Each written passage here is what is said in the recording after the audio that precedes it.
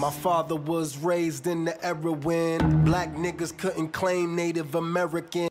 As a native Black American and a proud member of the Muscogee Creek Nation, I understand the importance of tracing your lineage. Help me help you discover your roots with a personalized genealogy consultation. Paper trail genealogy matters. DNA tests can't prove ethnicity or tribal affiliation. You must search through paper records to dive deep into your family heritage. During the meeting, I will teach you how to navigate the genealogy process with ease. You'll learn how to link tribal affiliation with your ancestors, and I'll show you the step-by-step process I went through to gaining tribal citizenship. Take the first step to unlocking your past. To book a consultation, send an email to mike@keymediapro.com. Rash, Rice, or Hill. Roberts, Robards, or Roberts. Different variations of Rogers, Seneca, Smith, Saki, Square Hooks, possibly. Stone, Strawberry Taylor, Thomas, Tuff, Tyler, Walker, Wheeler, Welter, Wetter. I don't know, guys. These are a lot of names that people would modern day say, oh, if you got one of these names, it was your slave master's name, and that's why you got that name. No, it looks like Aboriginal folks took on different surnames, and some of these surnames modern day, we affiliate them with Europeans for whatever reason, but goddamn it, there was Aboriginals named Abraham and Walker and Taylor and Jones and Johnson and Jacob. Waiter, Whitmail, different variations of Wiggins, Winnoa, Yalone.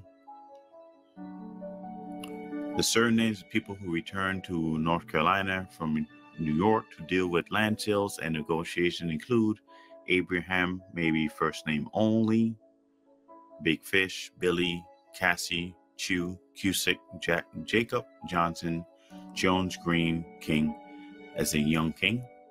Lewis, maybe first name only. Long, Board, Lovedenny, Mount Pleasant, Printup, Prantup, Sakarusa, Sachem, maybe a description, not a surname. Smith, Thomas, maybe first name only. War Chief William. Tuscarora surnames recorded from New York in the War of 1812 include Allen, Beach, Blacknose, Cusick, Fox, Green, Henry, Miller, Mount Pleasant, Patterson, Pemberton, Peter, possibly, Printup, again, Sky, Skip, Smith, Thompson, Williams. The next record they were able to find was the Indian Census of New York, 1888 to 1881, in which he or she found Alvis Anderson, Boobleton or Bembleton, Bissell, Brayley, Beaver, Cusick again, Chew, Douglas, De Forest, Fish, Garlow, Green, Gansworth, Hewitt, Hill, Henry, Isaac, Johnson, Jack, Jones, Jacob, Jonathan, Jennison or Jamison, Lonto, Mount Pleasant, Martin, Miller, Nash, Parkinson, Printup again, Peter, Rackett, Sylvester, Smith, Seneca again, Thompson again, Williams again, White again. In 1809, there were a total of 404 Tuscarora, and in 1890, 392. Now for the interesting part of the Tuscarora in New York who had claimed for the War of 1812. 3 surnames were in common with the North Carolina Tuscarora: Allen, Miller, and possibly Smith. Smith was listed as an executor, so may have been a surname before leaving North Carolina. Looking at the War of 1812 records for the Seneca and Oneida, the tribes that adopted Tuscarora, there were few in any English name. So the Tuscarora, people may well have abandoned most English names for North Carolina, returning to mostly native names and later readopting possibly different English or French surnames. Yes, guys, many Americans, many, the vast majority of Americans from back then adopted English or French surnames. That's just a fact. There was a lot of immigrants, for example, the Jewish folks. Guys, I didn't learn until a couple months ago, Mark Cuban from Shark Tank, Mark Cuban is Jewish. Well, Mike, his last name isn't like Goldstein or something. How do we know he's Jewish? Well, when I looked into his family's last name was at first Chebesky or something like that. And then when they got to America, they changed their last name to Cuban to assimilate into American culture. So immigrants coming over here take on English or French surnames. Native folks took on English or French surnames. It just said right here, some of them reverted back to their native names and some readopted the English and French surnames. So when they try to say, oh, well, your last name is Johnson or this or that, and it comes from your master's or last name. No. There was many free American citizens that adopted English and French surnames because that's what was the most prevalent and popular in society at the time.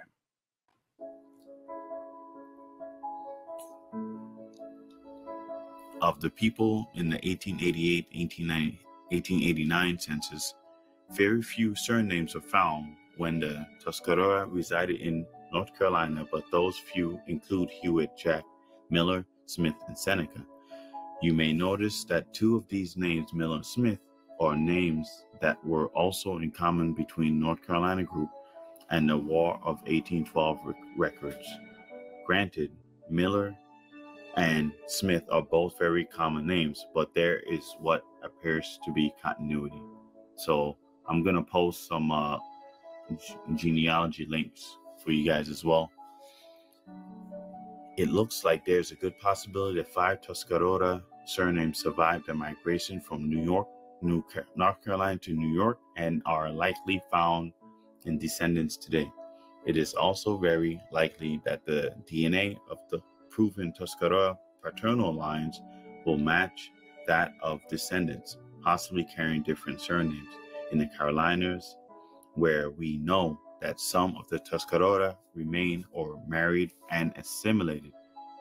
In fact, the records tell us clearly that William Kane and Tuscarora. Come on, y'all. I told you they move, they marry, they assimilate. They got a movie they just dropped about Leonardo DiCaprio. He's starring in it, and it's about how all these white dudes marry all the native girls so they can steal their oil and their land and shit. I mean, there was a lot of assimilation going on. Youth remained, and we know he reached the age of maturity, declined to move to New York, and was last seen headed for Raleigh. A woman named Esther Gibson remained, and at least one other female child. Others likely remained as well, but aren't named in financial records, or had married and assimilated or moved elsewhere in earlier generations between the Tuscarora War in 1711 and the official final removal to New York in 1802. And that's all I have. So I'm gonna show you some websites for genealogy. And if you don't trust the free websites, I'll show you 2 to 3 websites where you can pay for it. If you don't feel comfortable doing it on your own, you can pay somebody. Let me bring it up. The first website. Here's the top free genealogy website if you want to check it out. And here's a bonus, www.worldwideweb.archive.com. And I'm going to show you the one that you can pay. Yeah, guys, you got to look into that. You got to look into that movie. Who was asking about it? Play for Life says, what is the Leonardo DiCaprio movie that you're referencing? It's called Killers of the Flower Moon. Killers of the Flower Moon. Based on a true story. You know, you got nice color skin. What color would you say that is? My color. The Osage. They have the worst land possible. But they outsmarted everybody. The land had oil on it. Black gold. Money flows freely here now. I do love that money, sir.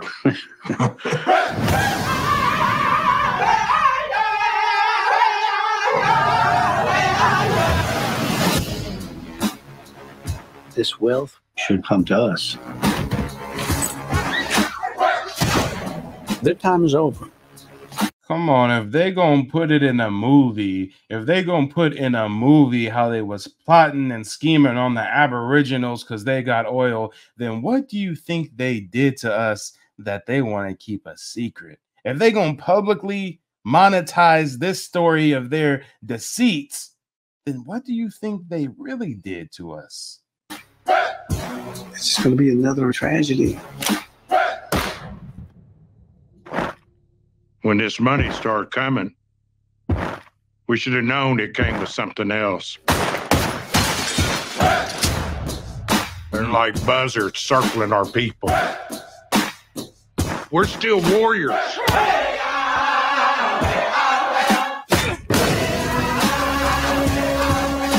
I ought to kill these white men who killed my family. I need you here. I am right here. You've got to take back control of your home. I was sent down from Washington, D.C. to see about these murders. See what about them? See who's doing it.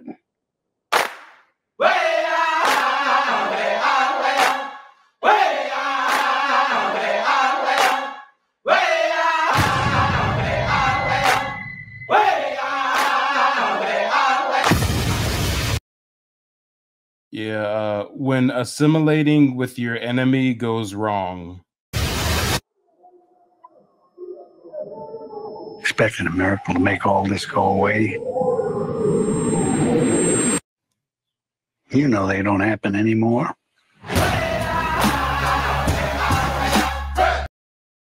Yeah, interesting, y'all. Interesting to say the least.